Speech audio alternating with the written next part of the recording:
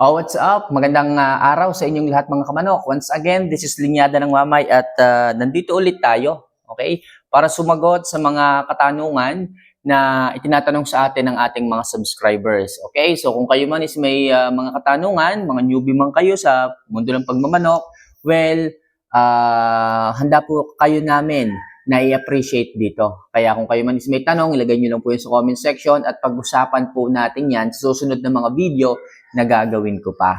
Ito, gaya ng ating mga babanggitin ditong katanungan, so lahat po kayo ay welcome. Alright, so umpisahan na natin to mga kamanok. Kung kayo naman is nakapag-subscribe na, nakapag-like na, at nakapag-comment na rin dyan. Kung gusto nyo magpa-shoutout, shoutout ko rin po kayo next video. Okay, so ang unang katanungan po is galing kay Jason X Gaming 3511.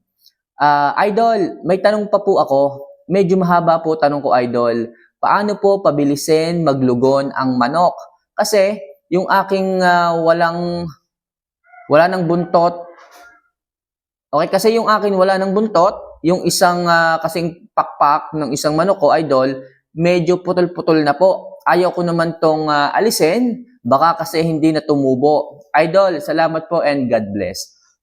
Okay, para sa mga manok po natin ganito, yung gusto nating pabilisin ng konti ang paglulugon, yung paglaglag lahat ng balahibo para mapalitan to ng mga panibagong balahibo. Kasi natural po yan sa manok na talagang maglulugon po sila tapos after a few months, 3 months, magiging okay po ulit yon ng panibagong mga healthy balahibo, yun po yung magiging cycle niyan. So ano po yung paraan para mapabilis po natin ang paglulugon ng isang manok? So, simple lang itong mga kamanok. Actually, pwede naman nating hayaan yan. Atin lang pong ilagay sa cordings, makikita nyo na po, one of these days, isa-isa na po yung mahuhulog, mag-aalis yung mga balahibo niyan, maglulugon. Pero kung gusto mo ng mas mabilis, liguan mo ito na wala kang inilalagay na kahit na anong shampoo, kundi asin lamang. Okay? Huwag kang maglalagay ng shampoo kasi pag niliguan mo yan na may shampoo o sabon, muli ulit babalik ang shiny ng feathers niyan. Muli ulit yung marirepair ang balahibo. Kikintab ulit, baka ma-delay, lalong magtatagal. Ang gawin mo, pwede mo siyang basain ng tubig, kaso ang ihahalo mo, asin. Ang asin po ay mainit. Mainit po yan sa balahibo. Once na pag yan po ay naliguan natin dyan ang ating mga manok, mabilis po na mahuhulog yung mga balahibo. Mabilis po silang maglulugon.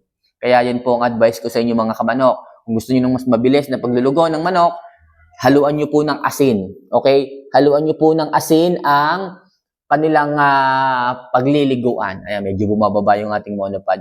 So, halo lang po ng asin and makikita nyo, mas mabilis po ang paglulugon ng inyong mga manok. Okay?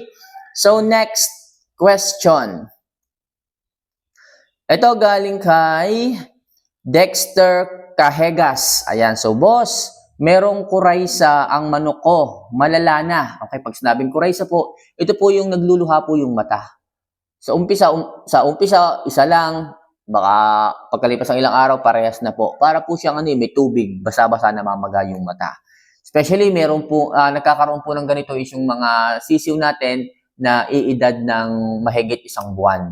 Sa tandang, sa inahin, kahit anong edad, nagkakaroon din po ito, pero kalimitan sa mga sisiw po ito, edad 1 month old and 2 weeks po pwede po yun. Okay? Hanggang 2 months po pwede po yun. So, meron pong kuraysa ang manok ko, malala na. Naka-Amtil na ako 7 days, medyo matagal na.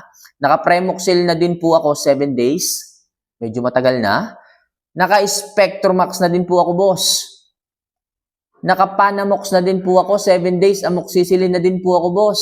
Hindi pa rin gumaling yung kuraysa, boss. Kamusta po kaya ang manok? Kasi pagka ganyan, ang dami na. Actually, tama naman yung prosesong ginawa mo. Gumamit ka ng antibiotic, iba't ibang antibiotic. Kung hindi talaga madala ng isang antibiotic, nagpapalit po tayo. And consistent po tayo na 3 to 5 to 7 days. Kung talagang hindi talaga kaya, in-extend natin ng 1 linggo. Pero ito, ang dami na, Amtil, Premoxil, Spectromax. Spectromax, injectable to. Ito na po talaga yung advice ko sana kung kapag kaganyan hindi na matanggal, pero hindi talaga Panamox, Amoxicillin, ayaw pa rin. So check mo yung yung mata ng manok, yung ganitong pisngi, baka po kasi meron na diyang mga bukol yung parang namumuo na pong mga, yung sipon, isa kasi naglalaman bumubukol. Pagka ganun, hindi na po yan kaya ng mga injectable at saka yung subo po ng tabletas. So, ang kailangan po natin dyan, ito po talaga po ito ang ginagawa para po makuha natin yung sagot at maging healthy ulit. Kung medyo may bukol na po dito, kailangan po nating operahin yon. Atin pong aalisin ng konti o atin pong hihiwain ng konti lang naman. Kasi ito po talaga yung natural na gagawin natin para po ma-save natin yung manok, maging healthy ulit, makarecover po siya sa ganyang sakit. Ihiwain po natin yung part na may bukol, atin pong kukunin yung pinakamatigas doon. Kasi yun po ang infection na talagang matagal nang nandyan. Actually, baka po yung manok hindi mo agad napansin or napabayaan, nagkasipon, nagkasakit, saka mo lang ulit ginagamot ngayon nung naisip mo na may halaga pala yung manok. So, ganun po. Kasi pag tumatagal po talaga, nagkakaroon po ng bukol, parang, ano ba tawag doon? Basta may bukol po yun po yung infection, yun po ay ang aalisin ninyo. Okay? So, maliit lang naman dito, magkasya lang yung bukol, maalis nyo lang po yun, then sabay ulit na bigay ng antibiotic sa kanila. So, makikita nyo po, after a month, makaka-recover po yan, magiging healthy ulit, magiging maayos po ulit yung alaga ninyo. Kasi ang dami na pong antibiotic nito. Possible sana hindi pa nagka-problema sa vital organs itong manok na to. Kasi kalimitan kung sa farm nyo po ito itatanong, out na po yan. Out na po yan. Change pet. O magpalit ka na lang ng alaga kapag kaganyan. Anyway, kung talagang mahalaga, importante, hindi dapat sukuan. Okay? So, Dexter, sana nasagot ko po ng ayos yung remedyo sa katanungan mo. Ano? So, ito naman, isang comment galing kay John Rustan de Castro. So, good day. Good news. Sa akin ang 1 day, 1 eat. Tumakaw ang manok ko, tapos lumapad ang likod. Naka-fermented Jackie Oats din ako, yung iba bumulto na. So, ito, mga kamanok, bakit nagagawa ng iba? Bakit nagtatagumpay ang iba? Bakit yung iba naman hindi? Sinong may problema? Manok o yung nagmamanok? So, isipin nyo yun, mga kamanok. So, si fermented Jackie Oats, kahit ako, hindi ko to i-share sa inyo kung hindi to maganda. Hindi ko po ito ipapaalam sa inyo kung hindi po maayos. Kasi yung iba nakakagets nakakakuha, nagtatagumpay, pero bakit yung iba hindi? Sana kayo rin yung taong hindi tumitigil hanggat hindi nyo nakukuha yung tagumpay ng isang bagay. Sana kayo rin yung tao na hindi basta-basta sumusuko na lang at nagrereklamo sa mga bagay-bagay. Kaya ganito, hindi mo nagawa, hindi ka nagtagumpay, kung ano-ano ng reklamong maririnig sa iyo. Sana hindi kayo ganun.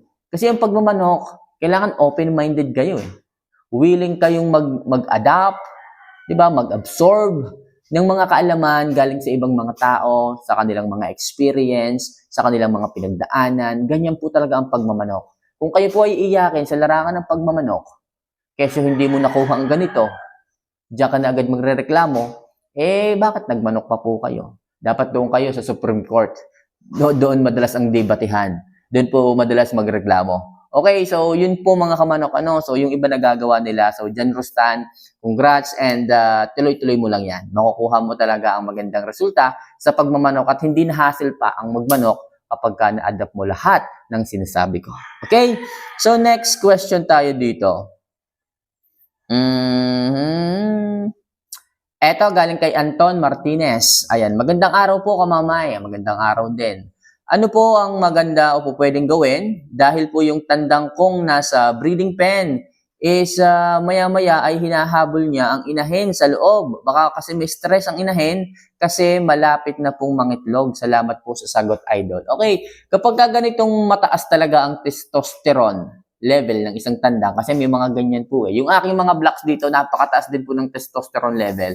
Talagang pagka nasa breeding, nakakadalwa, tatlong breed bago niya i-release yung inahin. Ganun po kataas ang testosterone, which is good naman yun sa tandang. Yun nga lang talaga ang inahin, medyo nai-stress.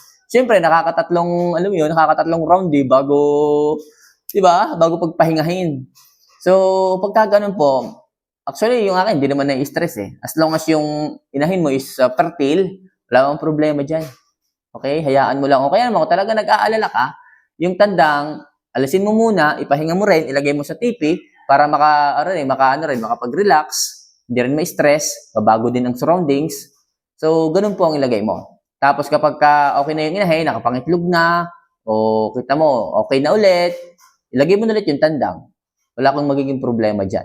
O kaya naman, yung tandang, kung medyo maluwag yung pen mo, Okay? I-cord mo muna para sa ganon, hindi niya masyadong mahabol yung inahin at hindi siya ma-stress. Alright?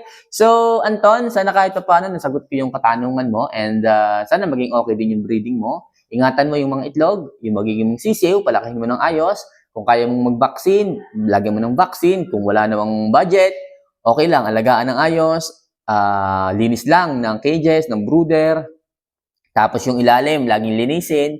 O kaya naman, lagyan niyo po ng uling o yung pinagsilaban, yung uling, yung ilalim ng brooder ninyo. Bakit po kamamay? Kailangan natin maglagay ng uling sa ilalim ng brooder.